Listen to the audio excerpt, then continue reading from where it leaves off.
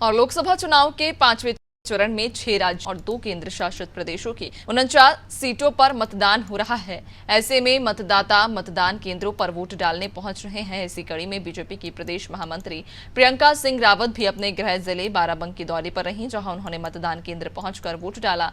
इस दौरान अनादि टीवी संवाददाता ने प्रियंका सिंह से खास बातचीत की और मतदान को लेकर उनकी राय जानी।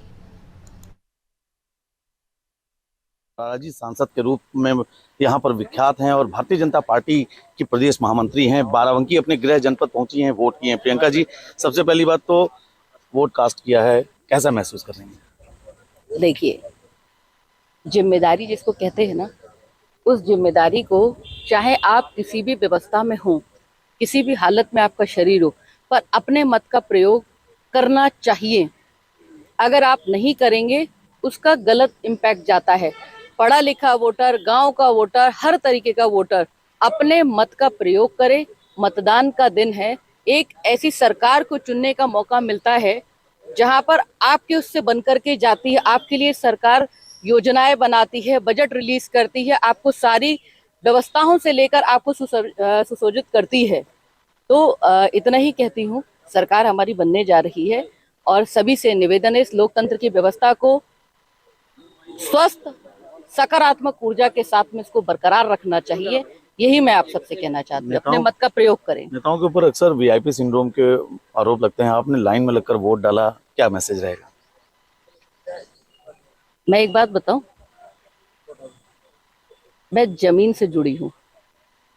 मेरे पैर में अगर मिट्टी भी लगी होगी ना, तो मैं अपने आप को बहुत सौभाग्यशाली मानूंगी। और जमीन से जुड़े रहना चाहिए। पंछी चाहे कितना भी आसमान पर उड़ ले, लेकिन वो आता पानी पीने के लिए धरती पर ही है।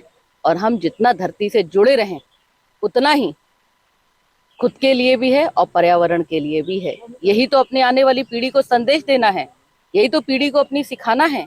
इसीलिए मैं किसान की बेटी हूँ, किसान की बहू भी हूँ और किसान की बेटी हूँ, इसलिए किसानों से जुड़ी हुई भी हूँ। अंतिम सवाल, जमीन से भाजपा कितना देश और प्रदेश में जुड़ी रहेगी, क्या कुछ कहना चाहेंगे?